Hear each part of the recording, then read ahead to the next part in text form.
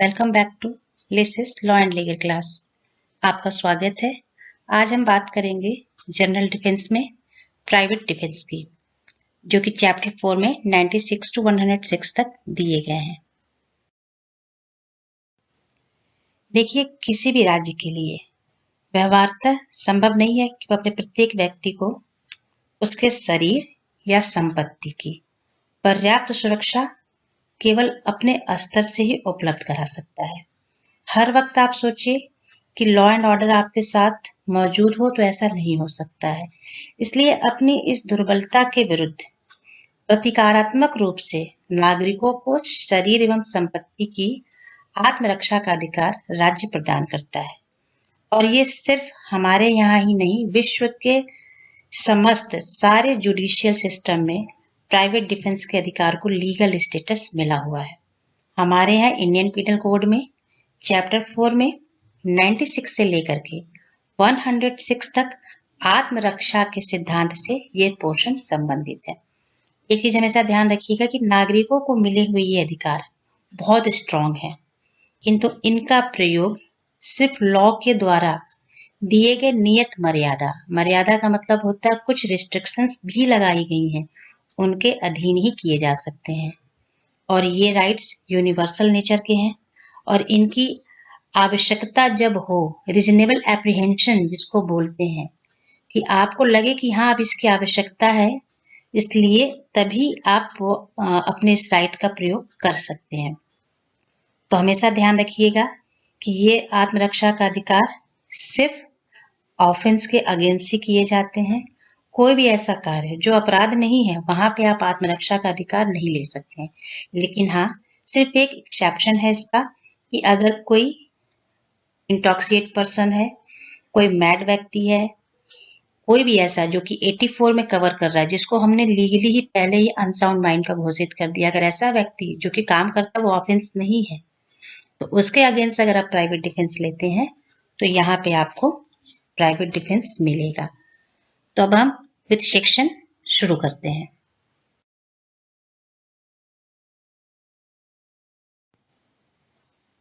Section 96, nothing is an offense which is done in the exercise of the right of private defense। Section 96 जो कहता है कि कोई भी बात अपराध नहीं है जो कि अपने प्राइवेट डिफेंस में की जाती है। 96 एक घोषात्मक है। इस धारा के अनुसार इसने स्पष्ट किया है कि कोई भी बात अपराध नहीं होती है जो भी आत्मरक्षा के अधिकार के प्रयोग में की जाती है। 96 से लेकर के 106 तक सभी कृत्य को औचित्यपूर्ण जस्टिफाइड मानते हुए क्षमा किया जाता है, और 96 इसी बात को डिक्लेयर करती है। और 96 के अंतर दी गई ये जो घोषणा है वो विवक्षित सीमा के अंतर्गत होनी चाहिए। अब ये विवक्षित सीमा कहाँ दी गई है? ये सेक्शन 99 में दी गई है। अगर 99 के अंतर्गत वो सारे रिस्ट्रिक्शंस फॉलो करते हुए कोई व्यक्ति अगर 96 में आता है, यानी विधि के द्वारा दिए गए मर्यादित जो नियम है उनमें अगर उसने 96 के अंतर्गत काम करता है, तो इस प्रकार का किया गया अपराध भी अपराध नहीं माना जाएगा। इसे हम प्राइवेट डिफेंस मानेंगे। Section 97, things done in private defence. Every person has a right, subject to the restrictions contained in section 99, to defend। अब याद रखिए, सेक्शन 97 आईपीसी ये मेन सेक्शन है। कैसे? क्योंकि 97 में जो दिए गए हैं वो स्पेसिफाई करते हैं क्या, कि किसी भी व्यक्ति को राइट ऑफ प्राइवेट डिफेंस जो मिला है, बॉडी एंड प्रॉपर्टी, पहले तो दो चीजों के लिए मिला है। इन चीजों के लिए अपने his own body and the body of any other person against any offense affecting the human body। आप अपने और साथ ही किसी दूसरे व्यक्ति की, दोनों की रक्षा कर सकते हैं किसी भी ऑफेंस के अगेंस्ट। सेकेंडली, प्रॉपर्टी को भी सिक्योर करता है, मूवेबल हो या इमूवेबल हो, अपनी है या किसी और की है। और इस प्रॉपर्टी के अगेंस्ट होने वाले जो ऑफेंस हैं उनको भी बता रखा है कि थेफ्ट, रॉबरी, मिसचीफ और क्रिमिनल ट्रेसपास, ये 4 ऑफेंस हैं जो कि आप अगर आपकी प्रॉपर्टी के अगेंस्ट होते हैं, आप इनमें किसी भी व्यक्ति के अगेंस्ट अपने प्राइवेट डिफेंस को अप्लाई कर सकते हैं, जिसमें से 378 थेफ्ट को डिफाइन करता है, 390 robbery, mischief 425 and criminal trespass 441। ये वो सेक्शंस हैं जो कि इनके बारे में बताते हैं कि ये कौन से ऑफेंस है जो कि प्रॉपर्टी के अगेंस्ट अगर किसी भी व्यक्ति के द्वारा किए जाते हैं, तो आप अपनी और अपने अपने शरीर की, ह्यूमन बॉडी यानी अपने बॉडी, अपने शरीर की और साथ ही अपनी प्रॉपर्टी की, चाहे वो मूवेबल हो या इमूवेबल प्रॉपर्टी हो, चल हो या अचल संपत्ति, दोनों की सुरक्षा के लिए आप किसी भी प्रकार के प्राइवेट डिफेंस को अपना सकते हैं और अपनी प्रतिरक्षा में किया गया कोई भी कार्य जो है वो आपको प्राइवेट डिफेंस में स्टेबल करता है।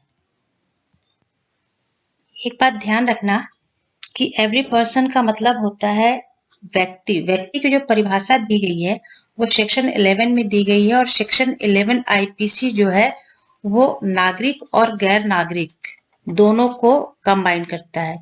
इसलिए ये कंफ्यूज कभी मत होना कि सिर्फ नागरिकों को ये अधिकार मिले हैं। ये अधिकार प्रत्येक व्यक्ति को मिले हैं और व्यक्ति में आप अपने सिटीजन्स भी आते हैं और एलियंस भी आते हैं। ठीक है, नेक्स्ट बात हम करते हैं सेक्शन 98 की। सेक्शन 99 से पहले ये चार्ट आपकी मदद करेगा समझने में कि right of private defence when available. तो सबसे पहले against offence affecting human body, अगर human body, body of own और बॉडी ऑफ अदर, यानी हमारी खुद की जो शरीर हो या किसी और के शरीर, इन दोनों की सुरक्षा आप कर सकते हो। उसके बाद against offence affecting property of owns और अदर्स, यानी अपनी या किसी और की संपत्ति की भी सुरक्षा कर सकते हो। ये चार ऑफेंस है जिनके अगेंस्ट आप अपनी और अपने प्रॉपर्टी की सुरक्षा कर सकते हो: थेफ्ट, रॉबरी, मिसचिफ और क्रिमिनल ट्रेसपास, जैसा कि मैंने आपको अभी बताया है। अब हम बात करते हैं section 98 against person of unsound mind. ये एक बहुत इंपॉर्टेंट सेक्शन है जो कि एक एक्सेप्शन माना जाता है। हमेशा प्राइवेट डिफेंस का अधिकार जो होता है किसी भी ऑफेंस के अगेंस्ट मिलता है। अगर कोई अपराध है और उस अपराध के प्रतिरक्षा में आप अपनी रक्षा करते हो तो आपको बचाव मिलता है। लेकिन ये सेक्शन इतना इम्पोर्टेंट है कि अगर कोई ऐसा व्यक्ति जो इनमैच्योर नेचर का है, ऐसा पर्सन जो अनसाउंड माइंड का है, ऐसा पर्सन जो इंटॉक्सिकेटेड है, तो उसके ऊपर भी एप्लीकेबल होता है। तो वो सारे के सारे अधिकार, अगर कोई व्यक्ति पागल है और वो आप पे अटैक करता है, तो भले ही उसे अच्छे और बुरे का नॉलेज नहीं है, उसके द्वारा किया गया कार्य कोई ऑफेंस नहीं माना जाएगा, लेकिन आपको वो पूरे अधिकार प्राप्त हैं उस पागल व्यक्ति के विरुद्ध भी। आप अपनी जान बचाने के लिए अगर उस व्यक्ति को, पागल व्यक्ति को मार भी देते हो तो भी आपको कोई ऑफेंस नहीं माना जाएगा और आप फॉल करते हैं 98 में।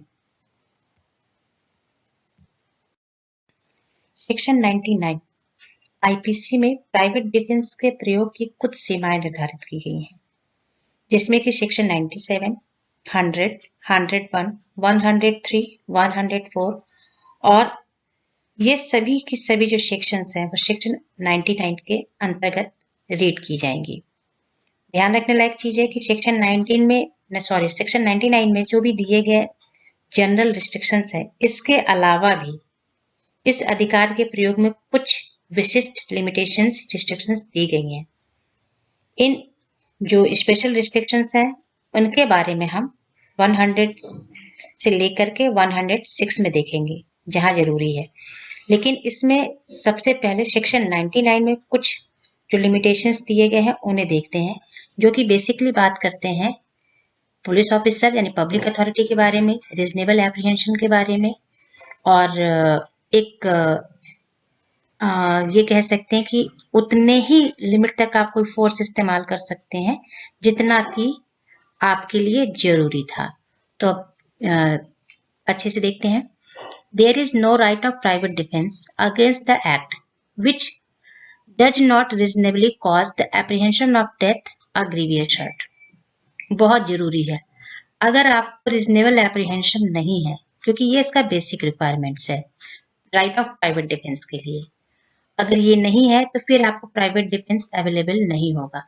अगर आपको ग्रीवियस हर्ट का और साथ ही डेथ का एप्रीहेंशन। रीजनेबल एप्रीहेंशन का मतलब होता है कि हाँ, आपको ऐसा महसूस हो रहा है कि मुझे इसकी आवश्यकता है, अगर मैंने ये कदम नहीं उठाया तो मेरी जान चली जाएगी या मुझ पे बहुत बड़ा प्राणघातक हमला हो सकता है। तो उस सीमा तक आपको मतलब रीजनेबल होना चाहिए कि नहीं, ये पागल व्यक्ति है और ये मुझे मार देगा। अब ये नहीं कि वो छोटा मोटा कोई डंडे दिखा रहा है या तलवार दिखा रहा है तो आपको लगा कि नहीं, तलवार वो किसी प्लास्टिक की चीज से खेल रहा है और आपको लगा कि नहीं, ये तो मैं इसको मार ही दूंगा, तो ये रीजनेबल नहीं होगा। तो ध्यान रखिएगा, रीजनेबल एप्रीहेंशन जो है बहुत ही बेसिक रिक्वायरमेंट्स है। Second, done or attempt to be done by public servant acting in good faith under color of his office through the act may not strictly justify by law। ध्यान रखिएगा, अगर कोई public servant है वो अपने good faith में काम कर रहा है तो ऐसे पब्लिक सर्वेंट के अगेंस्ट आपको प्राइवेट डिफेंस नहीं मिलेगा। No right available to a person known or has reason to believe that the person doing the act such public servant. लेकिन ध्यान रखिएगा कि इसमें दो चीजें हैं। पहला, अगर या तो वो खुद पब्लिक सर्वेंट अपने आप कोई काम कर रहा है, और दूसरा, अगर वो पब्लिक सर्वेंट अपने दिशा निर्देश में किसी दूसरे से भी काम करवा रहा है, तो इन दोनों ही कंडीशन में आपको प्राइवेट डिफेंस नहीं मिलेगा। लेकिन हाँ, आपको तब मिल सकता है जब उसे ज्ञान हो। कब वंचित होगा, जैसे आत्मरक्षा के अधिकार से कोई कब वंचित किया जाएगा, जब उसे यह नॉलेज हो कि उसको यह विश्वास करने का कारण है कि ये जो व्यक्ति काम कर रहा है, पहला, मैं जानता हूं कि ये व्यक्ति पब्लिक ऑफिसर है, दूसरा, ये गुड फेथ में काम कर रहा है, तीसरा, वो जो पब्लिक सर्वेंट है उसके एक्ट से अगर मुझे कोई ग्रीवियस हर्ट या मुझे डेथ की आशंका नहीं है तो ही मुझे प्राइवेट डिफेंस नहीं मिलेगा। लेकिन अगर आपको यहाँ भी उस पब्लिक अथॉरिटी जो है, वो जो पुलिस या लोक सेवक है, उसके किसी एक्ट से आपको लगता है कि आपकी जान जा सकती है या आपको कोई खतरा है ग्रीवियस हर्ट का, तो आपको वहां पर भी प्राइवेट डिफेंस का अधिकार मिलेगा। तो या तो वो पुलिस ऑफिसर डायरेक्ट कुछ कर रहा हो या अपने दिशा निर्देश में किसी दूसरे व्यक्ति से करवा रहा हो। आप protect the authority it demanded. Next, where time is available to have recourse of the protection of public authority. मतलब आपके पास इतना पर्याप्त समय है कि आप किसी पब्लिक अथॉरिटी की मदद ले सकते हैं, तो आपको प्राइवेट डिफेंस नहीं मिलेगा। Only in case where time to have recourse of the public authority is not available. यहाँ का मतलब है कि अगर आपको लगता है कि आपको किसी कमरे में बंद कर दिया जा रहा है और फिर आप किसी की मदद नहीं ले सकते हैं, तो यहाँ पे आप normally right to private defence ले सकते हैं। लेकिन अगर आपके पास कोई ऐसा बैरियर नहीं है कि आप कहीं पे बंद किए जा रहे हो और आपके पास एक निश्चित समय है कि आप जाकर के उसकी मदद ले सकते हैं, तो ऐसे समय में आपको प्राइवेट डिफेंस नहीं मिलेगा। Next, extend to which right may be exercised. No case extend to inflicting more harm than it necessary to inflict for the purpose of defence. बचाव से ज्यादा चोट आप कारित नहीं कर सकते हैं। आप दो दोस्त, या आप जो है, दो दोस्त नहीं कह सकते, किसी व्यक्ति ने आपके ऊपर डंडे से प्रहार किया और आपने उसको चाकू से मार दिया अपनी सुरक्षा में, तो ये रीजनेबल एप्रीहेंशन भी नहीं है और ना ही ये जो है आपने उस हद तक बचाने के लिए अपनी आत्मरक्षा में चाकू का प्रयोग किया, क्योंकि उसके मारने से आपको चोट लग रही थी और लगती, लेकिन इसका मतलब ये नहीं था कि आपने मारने वाले से ज्यादा मात्रा में चोट उसको दी। समझ में आया? एक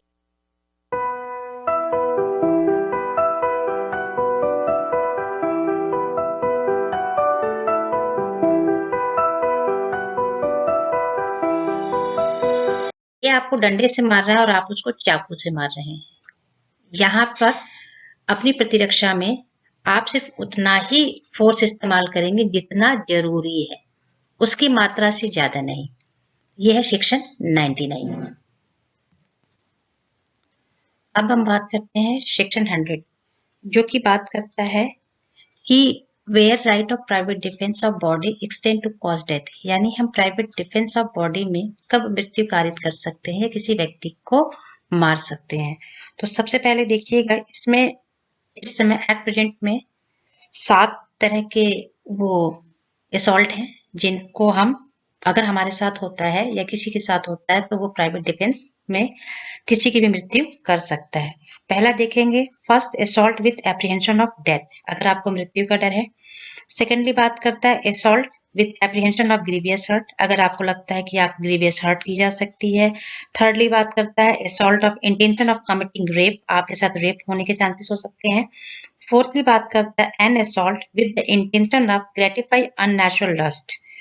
फिफ्थ बात करता है an assault with the intention of kidnapping और अडेप्टिंग, अगर व्यापहरण या किडनैपिंग के लिए आपको लगता है कि नहीं मेरे साथ ऐसा हो सकता है, तो ये सारी चीजें हैं।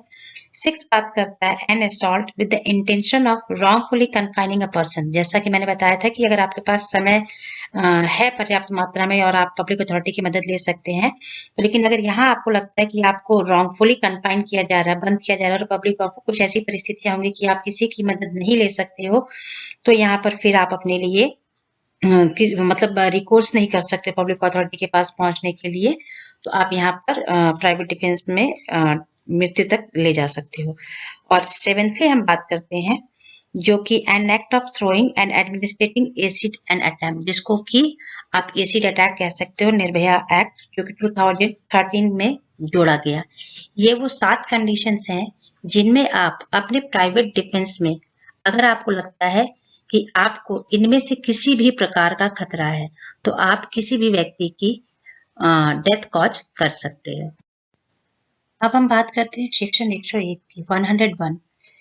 ये कहता है कि अगर कोई व्यक्ति जो सामने वाला कोई ऑफेंस करता है, अगर वो 100 में दिए गए जो 7 सर्कमस्टांसेस दिए गए परिस्थितियां कि ऐसे हमले जिनसे आपकी ग्रीवियस हर्ट या डेथ का चांस हो, तो आप उसके अगेंस्ट प्राइवेट डिफेंस है। लेकिन अगर उन 7 में से कोई चीज नहीं आती है, तो फिर आप जो है वो उसको कोई अदर हार्म कर सकते हैं। ये सेक्शन 101 बात करता है, यानी 101 बात करता है कॉज एनी अदर हार्म, अगर आप वो 100 वाली कैटेगरी में नहीं आते हैं। अब रेसिड्यूरी क्लॉज यानी 101 के बाद हम बात करते हैं 102 में। 102 जो कहता है वो commencement and continuance of right, कि ये जो आत्म प्रतिरक्षा का अधिकार है ये कब से शुरू होगा और कब तक बने रहेगा। तो बहुत सिंपल सा है कि commences with apprehension of danger from an attempt to threat of offence even the offence not committed continues as apprehension continues till the apprehension continues। It means जैसे ही आपको अपने ऊपर ऐसा डेंजर या खतरा या हमला महसूस होता है, उसी समय ये रीजनेबल एप्रीहेंशन वाला बात शुरू हो जाती है और ये कमेंसमेंट शुरू होती है, और ये तब तक बनी रहती है जब तक कि ऐसा खतरा आपको महसूस होता है। लेकिन अगर डेंजर आपके बाहर जा चुका है तो फिर ये कंटिन्यू नहीं रहेगी। ठीक है, बीच में एक लंबा गैप नहीं होना चाहिए, यानी सिर्फ उस समय तक जब तक आपको लगे कि नहीं ये मेरे ऊपर बना हुआ, और अगर उसके बीच में आपके पास टाइम है कि आप पब्लिक अथॉरिटी की मदद ले सकते हैं, तो फिर ये इस सर्कल में नहीं माना जाएगा। ठीक।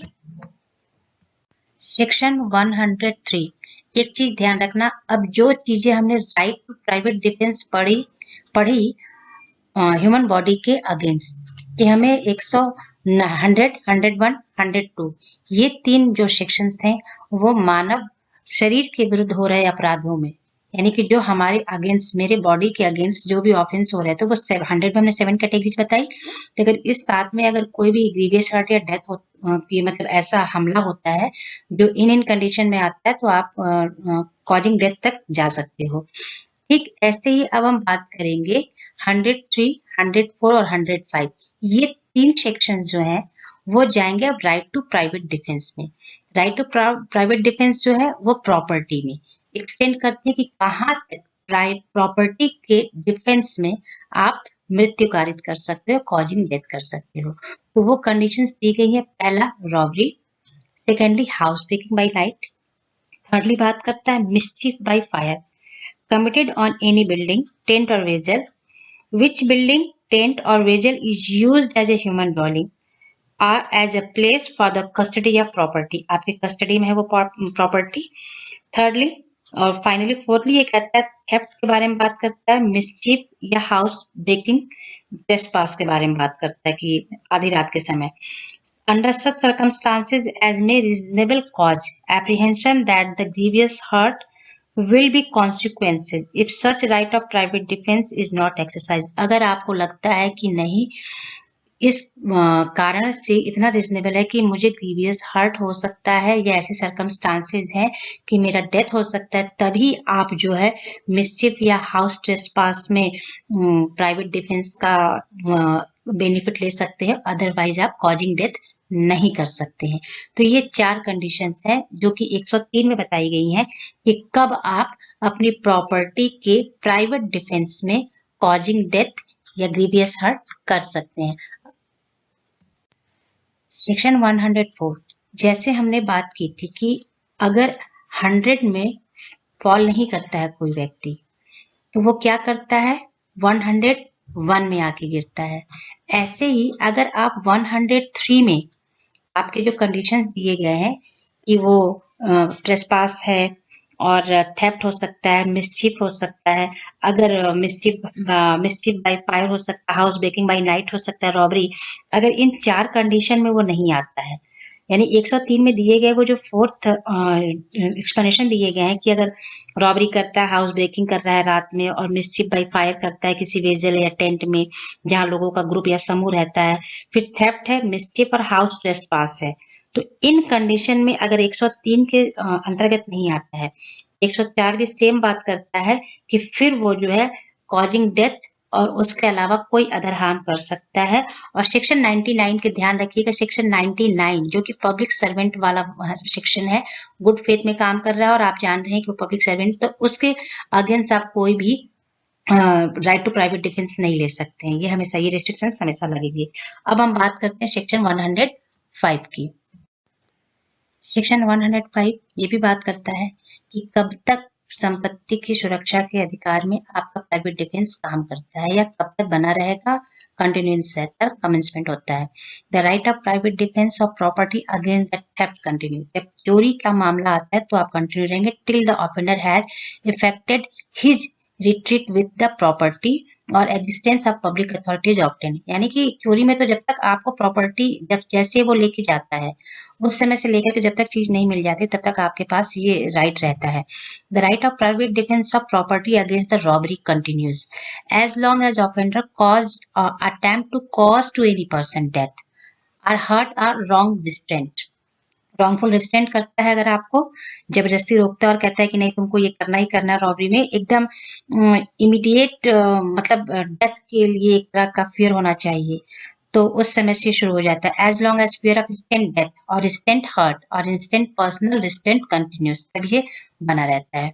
इसके बाद बात करते हैं the right of private defence of property against the criminal trespass and मिसचिफ continues as long as the offender continues in the commission of criminal trespass or mischief, तब तक बना रहता है। The right of private defense of property against the house breaking by night continue, रात के समय में अगर वो हाउस ब्रेकिंग करता है प्रॉपर्टी के अगेंस्ट, तो as long as the house trespass which has begun by such house breaking continues, जैसे ही वो उसमें घुसता है हाउस ब्रेकिंग के लिए तब से शुरू होता है ये उसका राइट टू प्राइवेट डिफेंस। ठीक है, नेक्स्ट हम बात करते हैं लास्टली सेक्शन 106, ये बात करता है राइट अगेंस्ट इनोसेंट पर्संस। अब देखिए इसका मतलब होता है कि if in the exercise of the right of private defence against an assault which reasonably cause their apprehension of death, the defender be so situated that he cannot effectually exercise that right without risk of harm, ध्यान रखिएगा risk of harm to an innocent person, his right of private defence extend to the running of that risk. इसका मतलब है कि अगर कोई व्यक्ति है जो अपने आप को भीड़ के बीच पाता है और सारी भीड़ उस पर अटैक कर रही है, तो नॉर्मल सी बात है कि अगर वो अपनी बचाव में कोई गोली चलाता है उस भीड़ से बचने के लिए, तो उसमें कुछ एज के लोग भी हैं, कुछ बच्चे भी हैं, तो उनमें से अगर उसकी गोली किसी बच्चे या किसी ऐसे व्यक्ति को लगता है जो कि इनोसेंस है, तो वहां पर भी उसको राइट टू प्राइवेट डिफेंस मिलेगा। ठीक है, तो existence of apprehension of danger, right of private defence is available even the offence not committed, defender can not affected the right without risk of harm to innocent, right extend to take such risk, वैसा risk ले सकता है और वो जो है offence नहीं मानेगा। ठीक है, तो ये है 106, जिसमें कि इनोसेंट पर्सन के अगेंस्ट भी उसको राइट टू प्राइवेट डिफेंस मिलता। तो अब फाइनली 96 से लेकर के 106 हमारा right to private defence complete होता है। एक रिवीजन के तौर पे देखते हैं कि 96, 97, 98 ये 3 जनरल है जो कि आपको बताते हैं कि प्राइवेट डिफेंस क्या है। ठीक है, और 97 राइट टू प्रॉपर्टी और बॉडी के, और 98 जो है जनरल एक्सप्लेनेशन बताता है कि अनसाउंड माइंड के अगेंस्ट भी मिलता है। 99 रिस्ट्रिक्शंस की बात करता है जो कि पब्लिक सर्वेंट के बारे में बात करता है। 101, 101, 102 ये 3 प्राइवेट डिफेंस बॉडी के लिए है कि किस कंडीशन में, 7 कंडीशन 100 में बताई गई है। 101 रिजोडरी क्लास है कि अगर आप 100 में नहीं आते हैं तो 101 में आप कोई अदर हार्म कर सकते हैं। उसके बाद बात करता है कि जो 102 है वो कब तक बना रहेगा। ठीक ऐसे ही 103, 104 और 105 ये भी बात करते हैं प्रॉपर्टी के बारे में। जैसे 100 में बात की गई थी कि कंडीशन 7 है, ऐसे 103 में वो 4 कंडीशन बताई गई है कि क्या क्या कंडीशन हो सकती है जब आप प्रॉपर्टी की डिफेंस कर सकते हैं। 104 बताता है कि अगर आप 103 में फॉल नहीं करते हैं तो आप 104 में चले जाएंगे और एनी अदर हार्म कर सकते हैं। 105 बताता है फिर वही कि कब तक प्रॉपर्टी के राइट टू डिफेंस स्टार्ट होगा और कब जाकर के खत्म होगा। और लास्टली 106 जो कि बताता है कि risk of harm to innocent person, अगर आप किसी इनोसेंट पर्सन को भी मारते हैं अपने बचाव में, ऐसी परिस्थितियां आती हैं तो आपको ऑफेंस नहीं माना जाएगा, राइट टू प्राइवेट डिफेंस मिलेगा। So the right of private defence is a right available to a person to save himself from the offender, may extend even to cause death of offender in certain circumstances, and even extend to cause harm to an innocent person if situation warrants. The general exceptions are exceptions to rule, so applicable only exceptional circumstances so provided in the chapter. So thank you all of you. Like कीजिए, share कीजिए और subscribe कीजिए, और bell icon को press करना मत भूलिएगा। मिलते हैं नेक्स्ट क्लास में। Okay, take care, bye bye.